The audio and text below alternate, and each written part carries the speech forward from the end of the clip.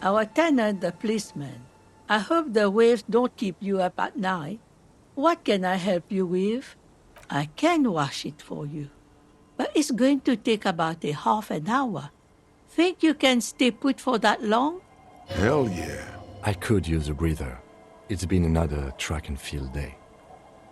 Well, hand it over then, and I'll see what I can do. Must say, I'm proud of this one. It's pretty nice underneath all that filth. I hope you'll have an easier life in your hands.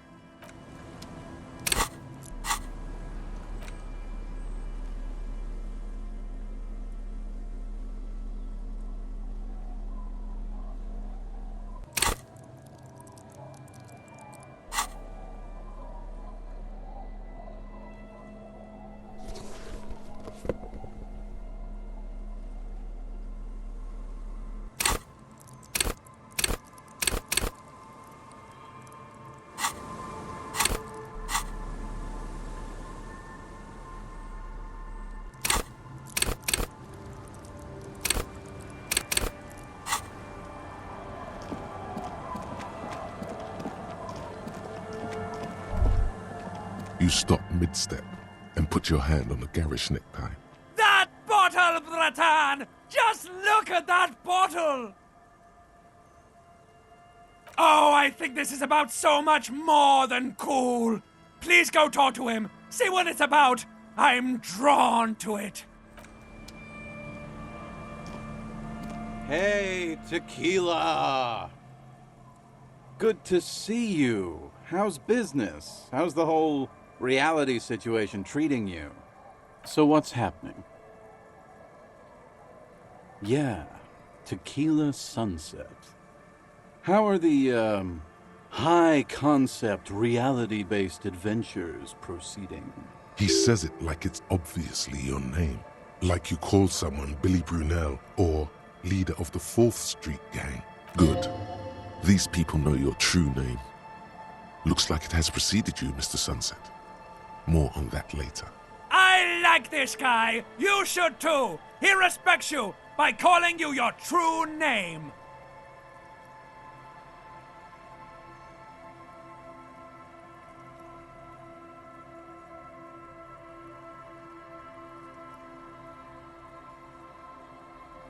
That's harsh.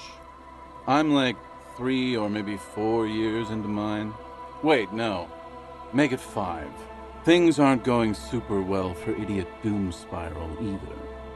Haven't found those keys yet, haven't won that great piece of ass back. No word from my business buddies. This guy's your buddy. You feel it immediately. You belong to an organization, a fraternity of drunks.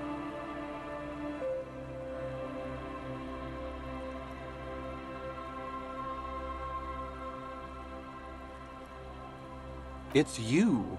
You're Tequila Sunset. We've met before. Don't you remember? No, you sure don't. Aha. Do you want to know how Tequila Sunset came to be? Tequila. Tequila Sunset. Something ominous there.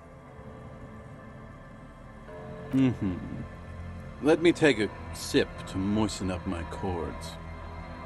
Tequila Sunset rolled into Martinez last Friday, and by Tequila Sunset, I mean you. The man, the myth. Hey, let's not jump ahead of ourselves. This is your story. Stop interrupting. You got here on Friday to solve a case, hoping to be the early bird who gets the worm. And by the worm, I mean the buzz. Because as far as I know, all you did was get piss drunk. Word on the street is you went around the local hostel telling people that you're a police officer, and that it would be really fucked up if you shot yourself in the head right in front of them. The lieutenant's brow is furrowed. He's listening as casually as he can. It was a late Saturday night when we, the Union of Moribund Alcoholics, were getting our drink on. Nothing remarkable about this. We get our drink on 24/7. Makes everything warm and glowy. I trust you know the feeling. Oh, yes, you do, Bratushka! The only thing better than that is putting the pedal to the metal after you kiss the tie. And off we go! One moment we hear the sound of a motor carriage revving up somewhere on the plaza, followed by a series of dings and bangs. Do you remember the sound of wood cracking? The billboard? Naturally, loud noises pique the interest of anybody owning a pair of ears. That's just the reality we're in. Anyway, there was a brief silence. A gasp of silence, if you will, followed by a real commotion. We heard the carriage careening towards the coast at top speed. Sounded like someone jumped the canal. We grabbed our brewskis and rushed to the jetty. Never underestimate the speed of an alcoholic. What we saw was a sight to behold. A beat-up police carriage containing you. Right there on the beach.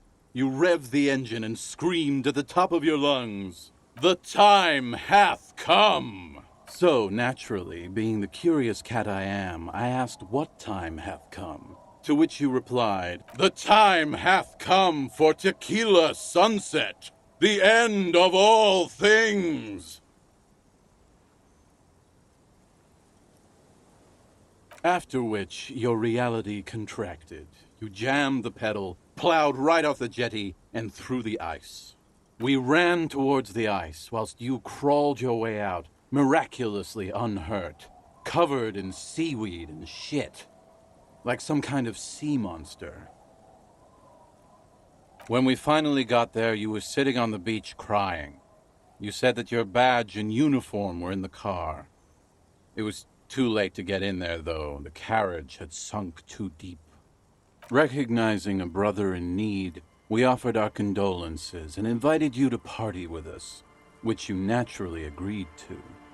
We asked about the whole Tequila Sunset thing, and you told us it was your name now and insisted that we all call you that from then on. Yeah, I agree. Hours. It was an all-night drink-a-thon. Then, at some point, I think it was Sunday morning, you got belligerent and wanted to talk about Revacholian women. How they're beautiful and also whores and so on. How one of them fucked you real bad. After a short while, you crossed the event horizon, looked sullen, got up, and left without saying anything. Wow, that's quite a story. Yeah, I bet Tequila's a fucking legend around the precinct.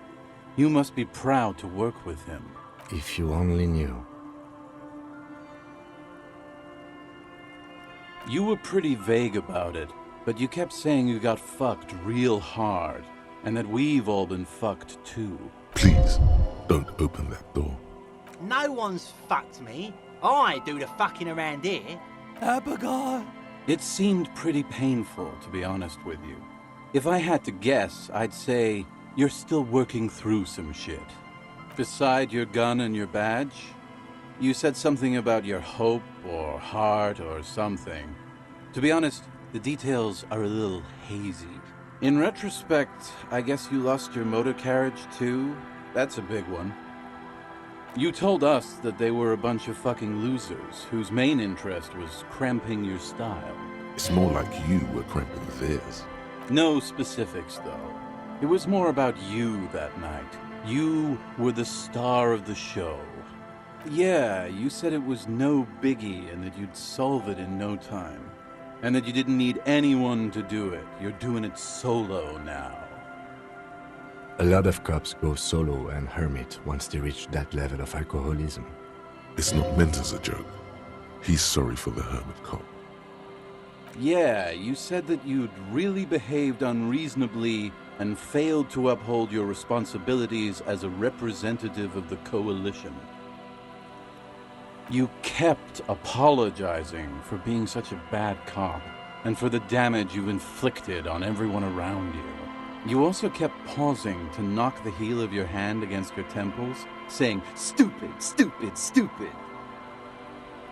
It's a hard thing for a man to confront his past. That's why I avoid mine at all costs.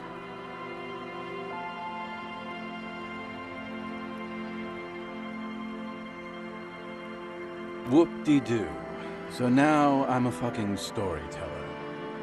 Right, why not? Better than a beach bum. It depends, really. Are you willing to help me out? You might get scammed here. Booze. Did you already forget our party? The thing I relayed to you earlier. So, have you got anything for good old idiot Doom Spiral? A bottle for a story. Seems fair to me. Not much, but it will do.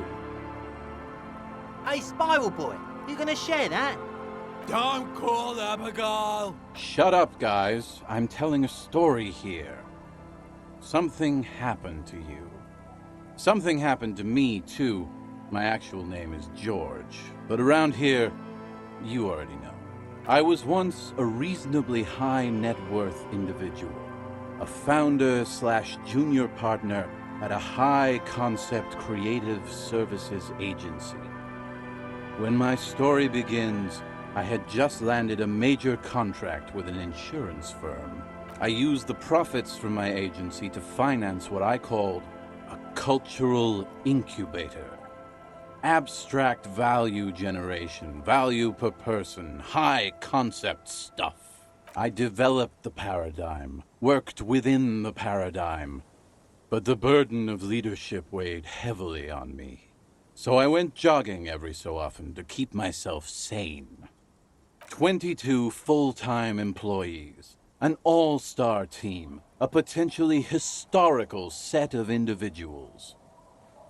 Worrying about them often kept me up well into the morning hours. It did. With my trusty Sansarique tracksuit, I felt like I could conquer the world.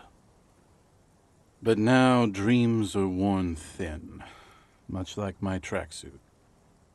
One day I left on my evening run. As you may know, it's impossible to clear your head when you're distracted by the sound of keys jangling in your pockets. His eyes are clouded, his dilated blood vessels encircling his irises like stinging brambles. His eyes are your eyes. So I removed the key ring and put the keys for the front gate and the apartment into different pockets to stop the jangling, you see? At least, that was the plan. I was halfway done with my usual lap when it started to rain. The reality situation became very wet, very quickly. Wet, okay? It was raining really hard. I made my way back home and discovered that I didn't have the key to the front gate. I'd mixed it up with the key to the letterbox, which was useless. Naturally, the situation required me to climb over the gate, which I did. There was no climbing down because I slipped and landed on my ass. No, you don't. Whatever. The point is, reality was looking rather grim just then. Me lying on my ass in a mud pit in the middle of a heavy shower. But when life knocked me down, I always got up. So I made my way across the yard.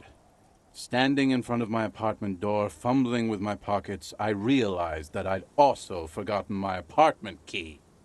I rang my neighbors' buzzers. It was late, and most of them didn't even answer. Those who did assumed I was trying to sell them something and hung up before I could even explain the situation. People are naturally wary of ad men, you see.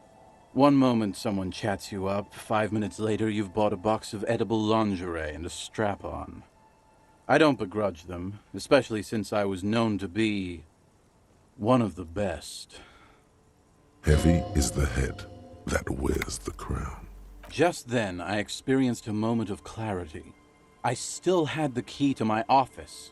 I could wait out the storm there. But when I reached my office, I remembered that I'd asked one of my producers to change the locks that day. And since I hired only the best, he'd already done it, and I couldn't get in. Anyway, long story short, life spiraled out of control. I haven't gotten into my apartment for years, and my girlfriend left me because she didn't want to date a homeless man. The company, well, you see where I'm going with this. So, now you've heard my tragic tale. What do you think? Like nothing you've ever heard, huh? Yeah, maybe I've exaggerated certain parts over the years. When you tell a story too often, it begins to take on a life of its own. But what matters is that it's true to my subjective experience. Anyway, that was all the story one bottle gets you. Almost empty, this one. Truly, he has the soul of an artist.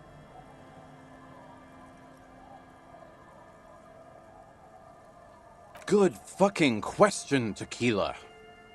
If I knew the answer, you think I'd be hanging out on a beach in this formerly premium but now extremely dirty two-piece lycra tracksuit?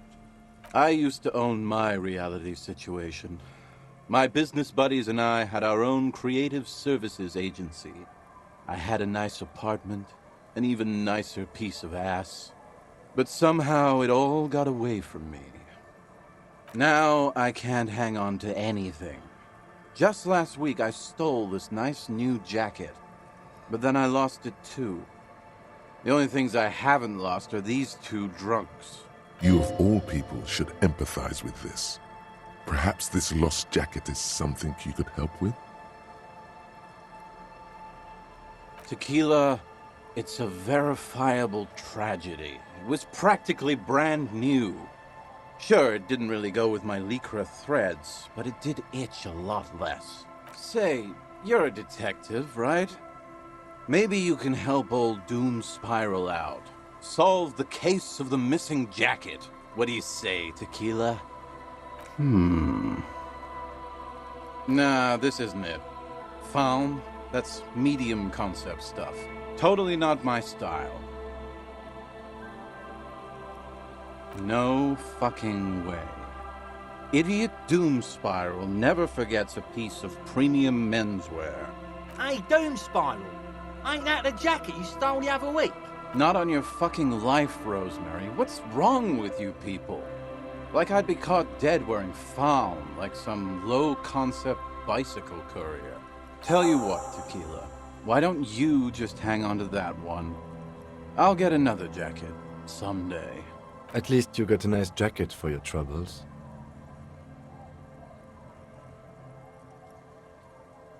You too, Tequila Sunset. Okay, let's step aside for a second. I have something I want to talk about. Wumpty Dumpty Dum Center. You're at home, stupid cop. Not with the art crowd. You hate them. Everyone hates them. Even they hate themselves. It's nauseating. An industry built on sprezzatura and sparkling wine. And, let's be honest, tax evasion schemes. The Wumpty Dumpty Dum Center is the heart of this unholy symbiosis of aesthetics and tax optimization. And now that you've internalized it, you can have a piece too.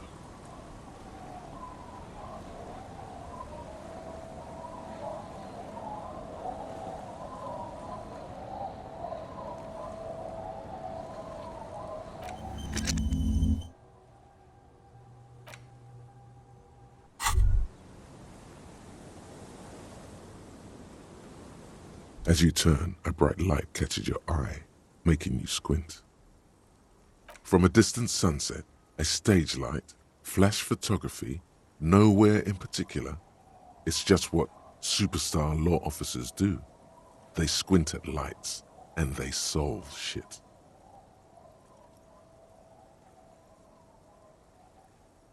What are you, deaf? They're perfect, like rock star politician and drug addict teacher. Embrace the superstardom you've worked so hard to establish. Yeah, a cool, trash superstar. Big dick cop down on his luck. Salam Rocky by here. Badass on the edge disco cop. Time to recede into a ludicrous fantasy world. Here we go. Camera. Lights.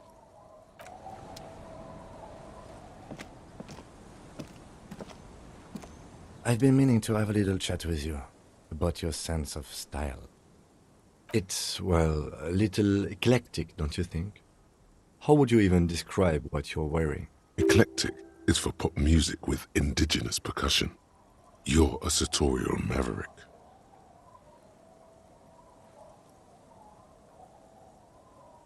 Well, I can't say it doesn't fit you. Still, you might try branching out a little. You know the expression, the clothes make the man. The right outfit in the right situation can make all the difference in the world.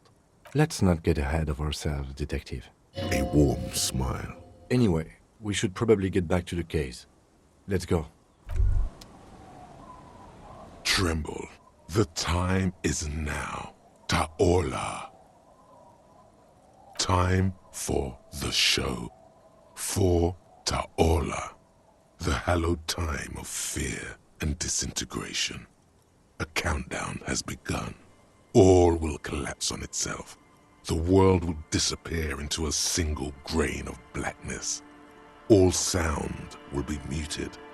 All life will scream. Time for the show. For Ta'ola. The hallowed time of fear and disintegration. A countdown has begun. All will collapse on itself.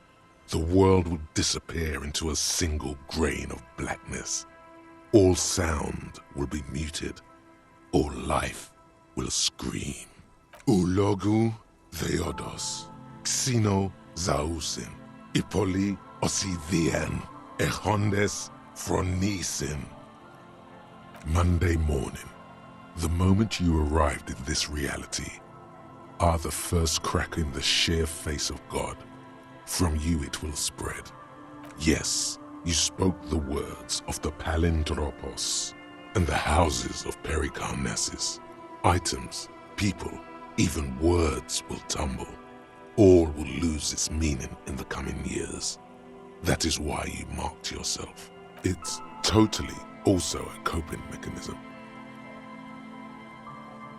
Okay, yes, maybe it is just the hangover talking, or some kind of joke you're playing on yourself instead of working on the case.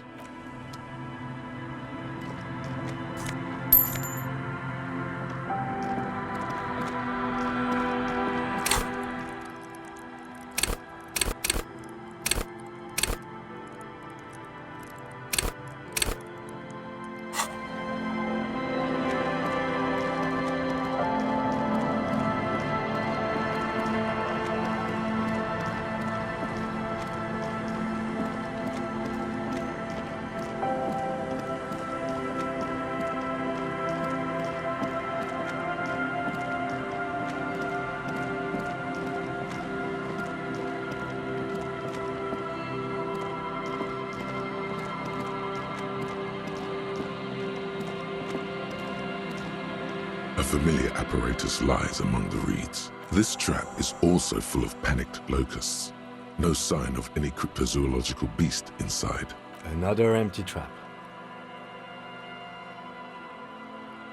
Always up for a good jog. Otherwise, would I still be on this case with you?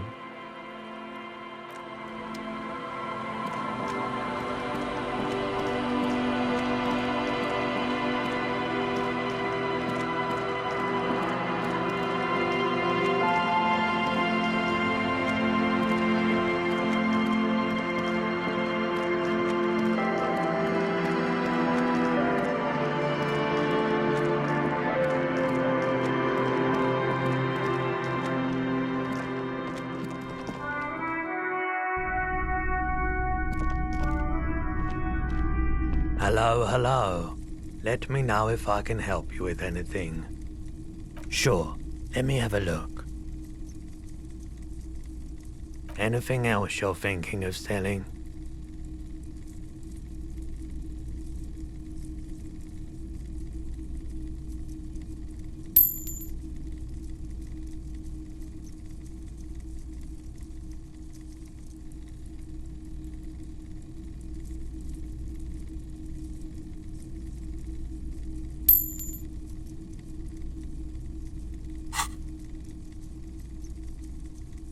Another time, perhaps.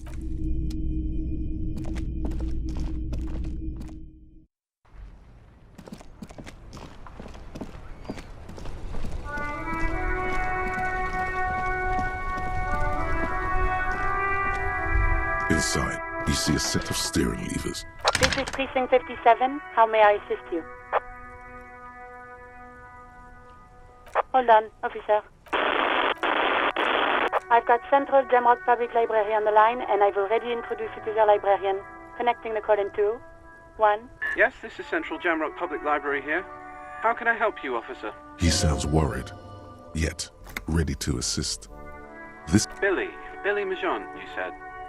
Give me a moment, I'll have to check our database. Yes, hello, are you still there? I found Billy Majon's home address, is that alright? No phone number, unfortunately. They're too poor to have a phone line. Here we go, sir. Rue de Saint-Ghislain, 33B, apartment number 20. It's in Martinez, I believe. Cape Side Apartments, it says. That's all. That's where the smoker on the balcony lives, isn't it? It says here that they returned their last book just a few days ago, but I wasn't at work that day. Marie? Marie? Do you remember a reader named Billy Majon? They returned a Tybalt book the other day. Yes, it was my colleague Marie. She said that it was Billy's husband who returned the book. He also asked for this new sci-fi release, Lowe's Radio City 87, but we don't have it yet. Good. You have a name now.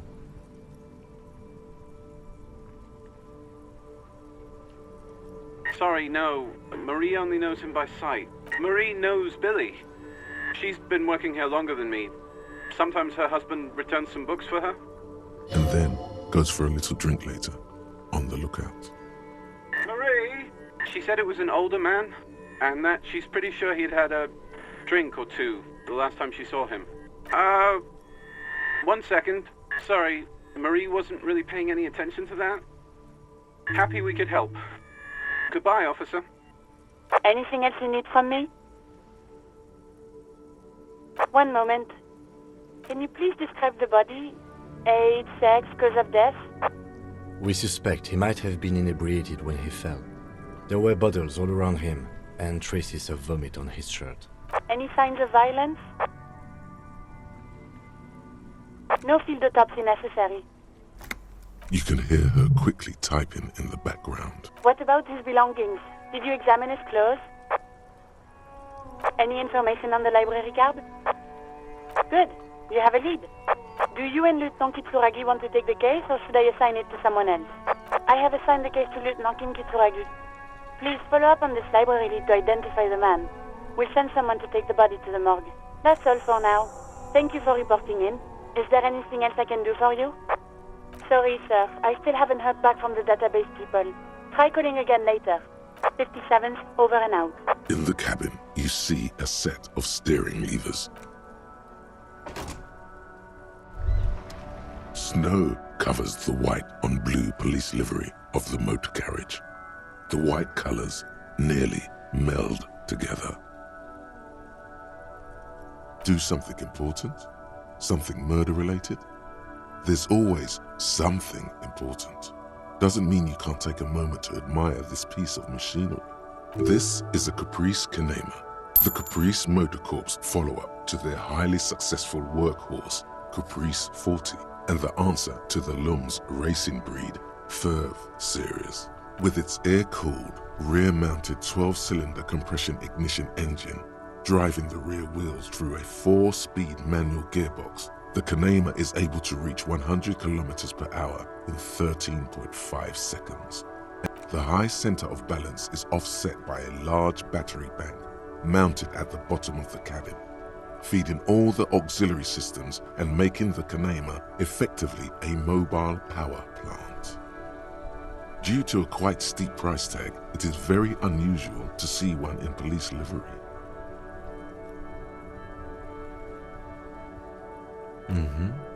You want to take a closer look? 130. I reckon that's a 7-liter V12 there. 7.2. Supercharged. Saying these words brings him immense joy. Yes, an extraordinary machine. Helium headlights would improve the range and quality of the visual field a lot. It's a bit girly right now, fitted with some proper off-road components.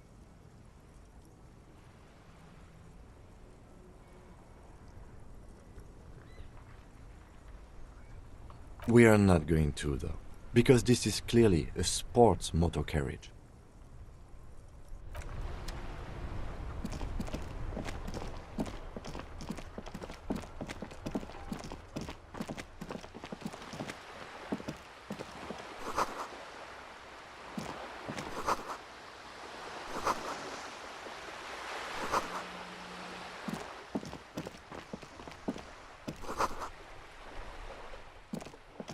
Every snowflake is like a little gift from the sky.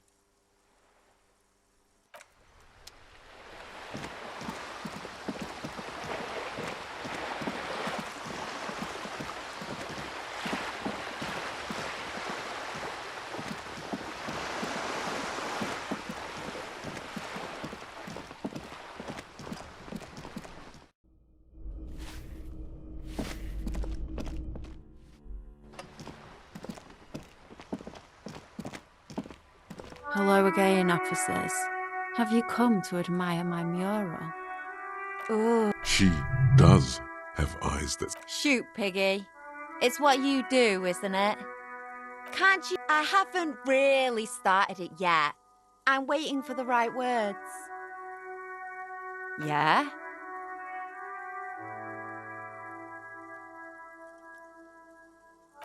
She means you've lessened her desire to deface the building.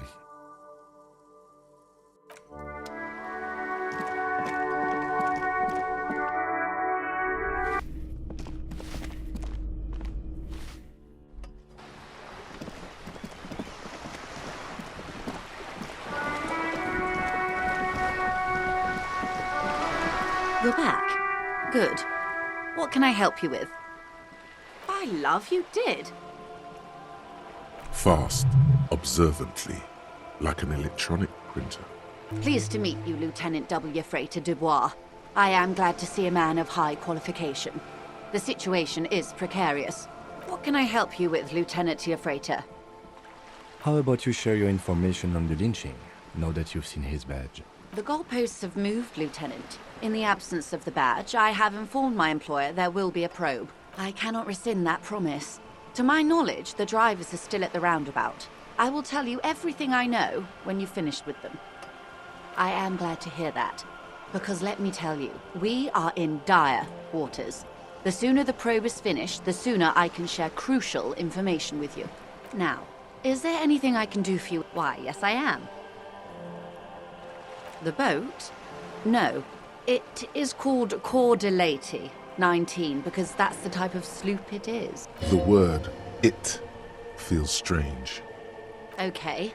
How about Kordelati 19? Why? Because it was manufactured in Revachol East by a company called Kordelati, and its hull is 19 paces long. Why Dolores? Well, it means nothing to me. I think I'll stick with the factory name. But thank you for the suggestion. It's a pleasure craft. A 19-pacer. It also happens to be rated for Category 1 racing. Though these days I mainly use it for business. My sloop, I like it a lot. It's the eel's hips, baby. I'm enjoying this part of the interview. It has so little to do with the murder we're investigating. I really do, the lieutenant thinks. Is she thrown off yet? He's looking at the woman, assessing her. Good.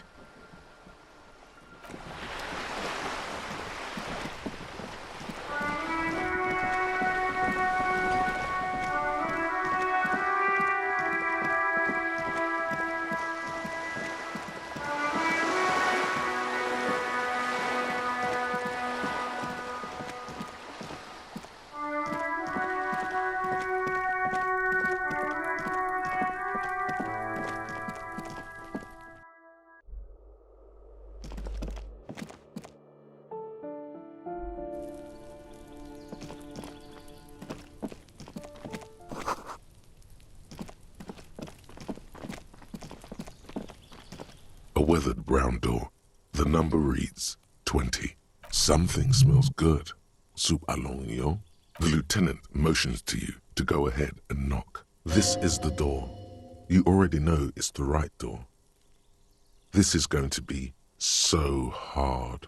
Don't knock! Just leave! You don't need this! You don't need to sad it up! You're right. Let's talk this through. You hear light footsteps passing by the door and some folk music playing on the radio. We have our first preliminary identification. In all likelihood, the deceased is the husband of Billy Méjean. We need to confirm this, as well as deliver the death notification to Billy herself. Now, delivering a death notification is never an easy task. There's a reason why it's often called the most stressful part of our job. This is why it's usually done in pairs. You got this. I'll be monitoring reactions, ready to act if necessary. Dad, just don't say that you know how they feel. You don't. Good advice.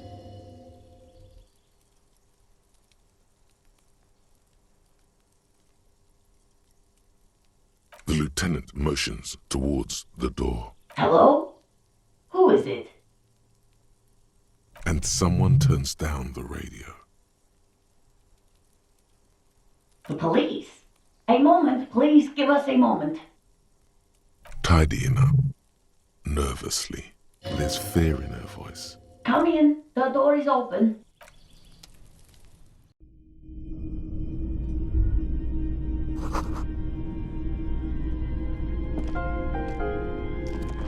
It's you from the bookstand.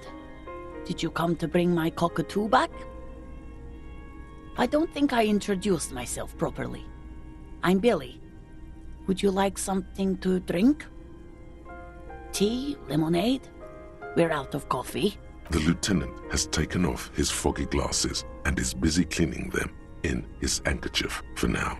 You're on your own here. He must feel vulnerable without his glasses.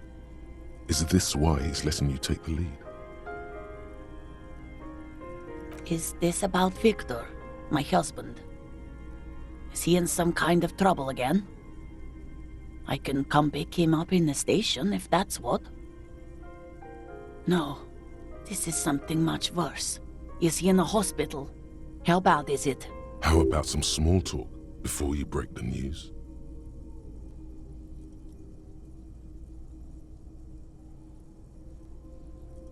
How have I been? You're not here to discuss me. What is this about, officer? Can't write a scene without knowing the actors. Ask more. Get comfortable around her. It's me, Victor, and the kids here. We have 2 daughters, Jenny and Jolie.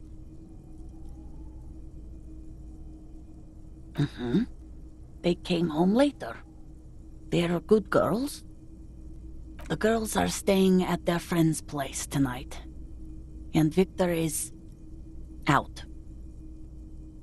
She swallows visibly. No. Why? Do you have any news?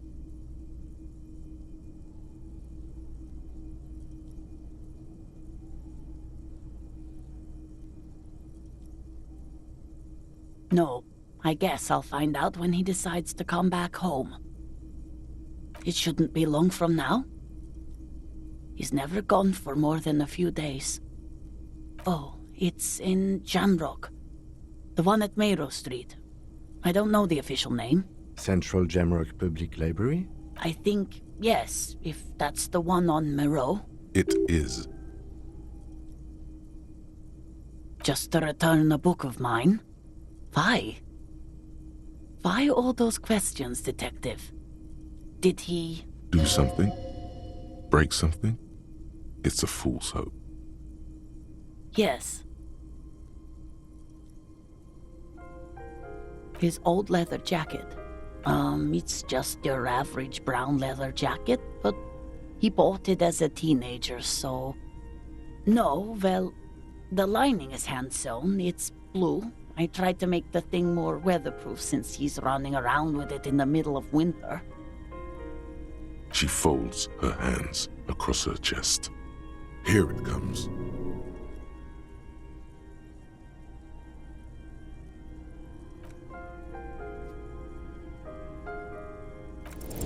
I don't want to.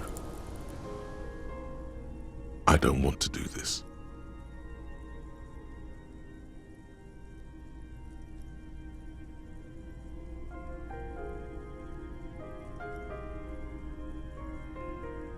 Do what? Officer. Too late. You ruined it. Just say it now. Excuse me? What? She's in pain. She's in so much pain. And so are you. Your chest is burning. We are very sorry to inform you, but your husband, Victor Méjean, was found dead this morning on the Martinez Boardwalk. Oh. Oh. But he was just... He was just here. Alive. I understand that this comes as a huge shock. I want you to know that me and my partner are here for you if you have any questions. We are very sorry for your loss, ma'am. What happened to him? Tell me.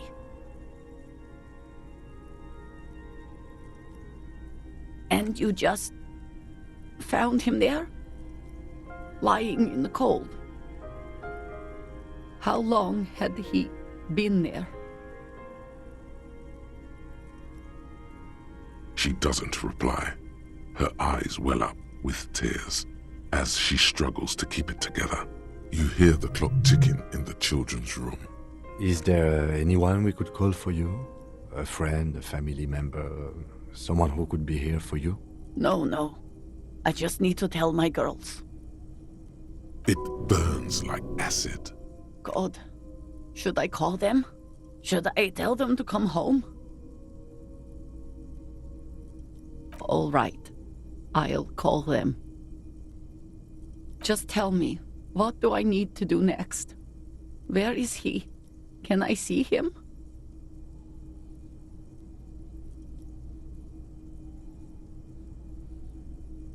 And who should I contact? He was taken to the city morgue. The local coroner will be contacting you shortly to arrange the funeral. Here's his number, in case you want to contact him earlier. Is there anything else that the RCM could do for you? No, I'll call you if something comes up. I'm still a bit...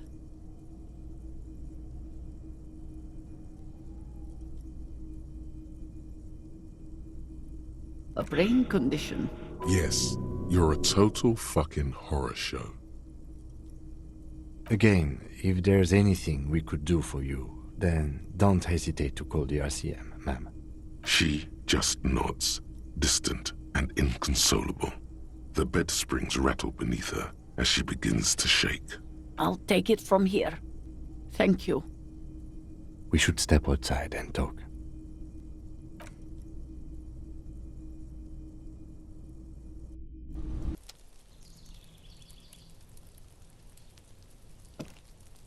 So, the death notification. He's avoiding your gaze. This is the time to say how sorry you are about how things went. It's all right. Don't worry about it. I'll call the station when we're finished with the day and let them know the name of the deceased. There's not much we can do for them anymore, I'm afraid. That's it. We should get back to our case. There's nothing more we can do here. And officer. I've seen worse. This wasn't the worst I've seen, okay? Now let's go. I really have, he thinks. She was strong. She made it easy for us.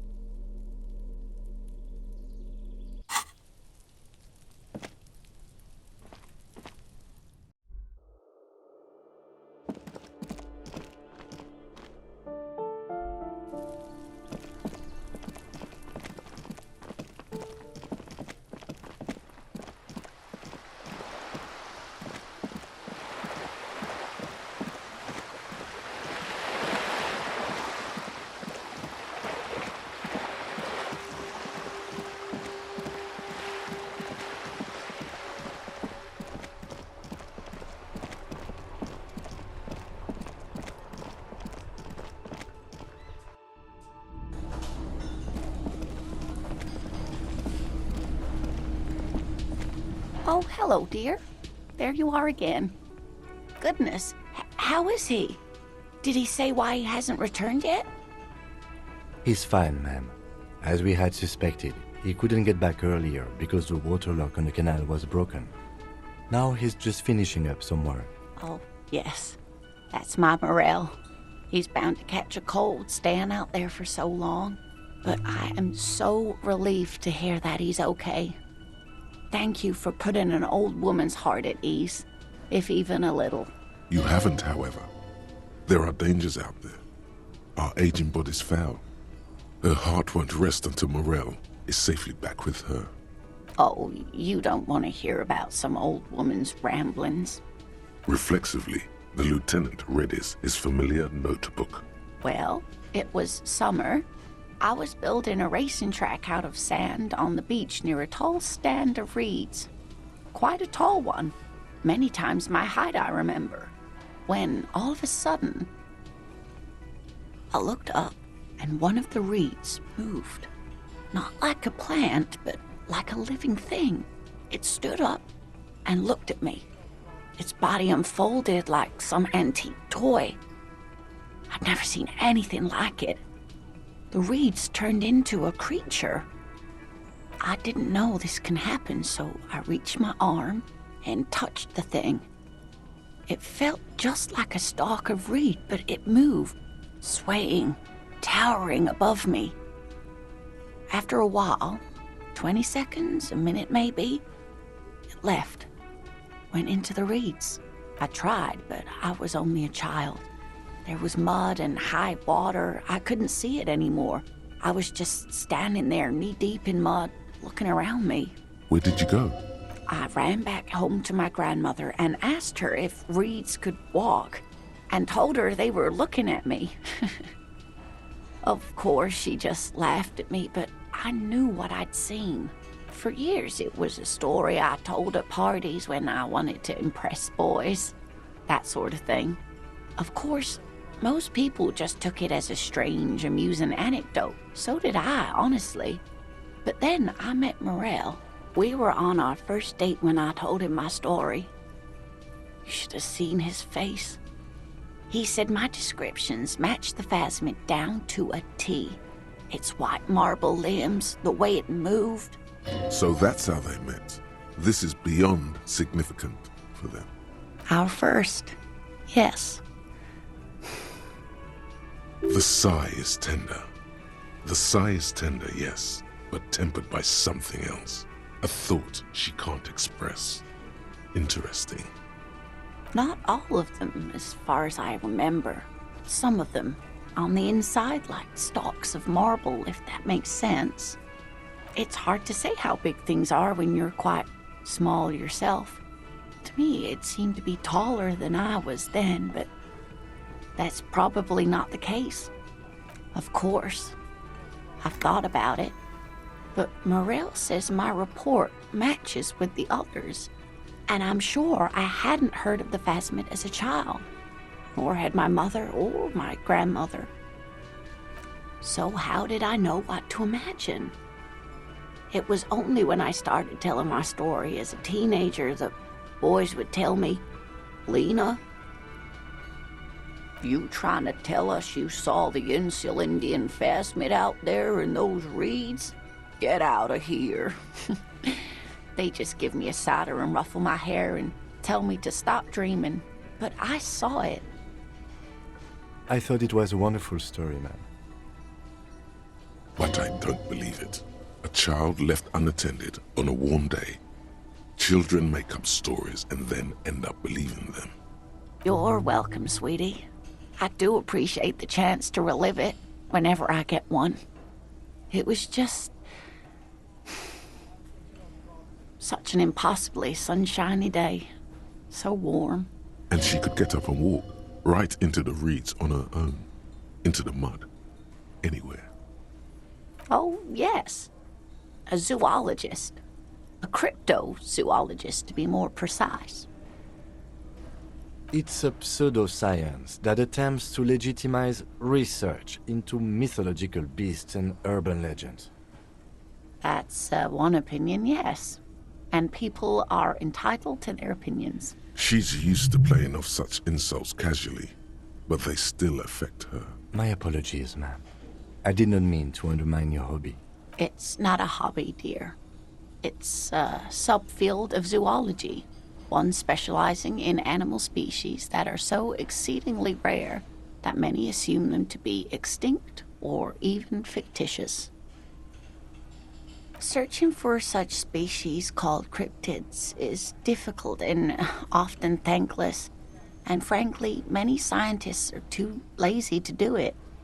Universities these days are rarely interested in supporting real research. She's completely internalized her husband's struggles. They are her own. There's really no point in manipulating anyone. She'd be only too pleased to tell you about her work. Go on and ask. Oh, I'd be delighted. Truth be told, I could really use the company too. One cryptid, not a couple. One. This won't turn into some kind of cryptid extravaganza. He nods and assumes a waiting posture. Ooh, tough choice there. That would be the giant of Kokonur.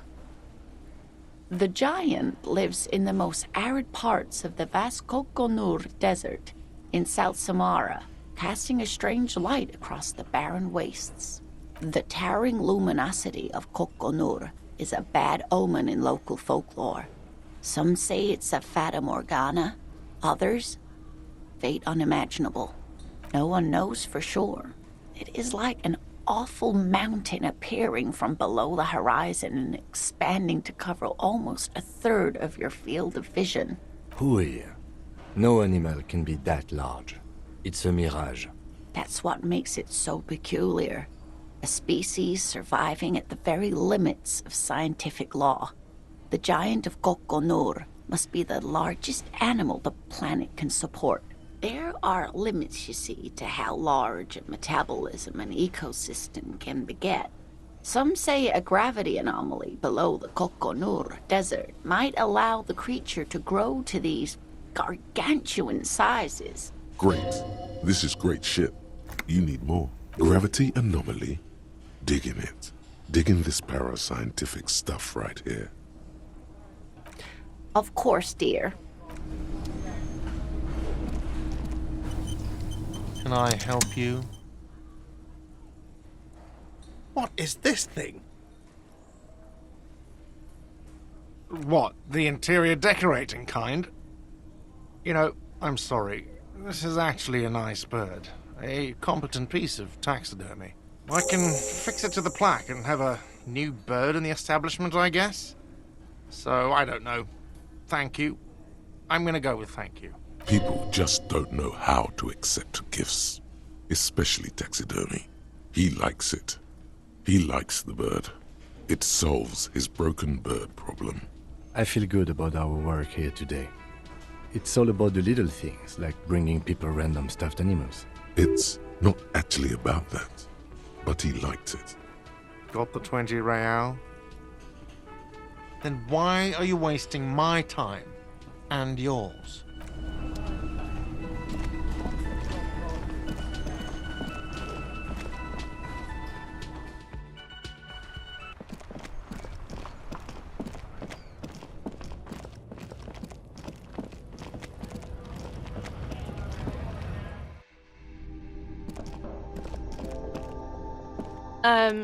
Is this about the questions again? Because I don't really know anything. Wow. I didn't know you worked for the union, sir. Anything else I can do for you? No, you don't work for the union. The union works for you by supplying you with cash. A warehouse? I don't know. Maybe. I don't really care what Frit does. She scrunches up her face into an expression of consummate adolescent skepticism. Fine. Frit doesn't have a warehouse. Just a little back room here. Okay?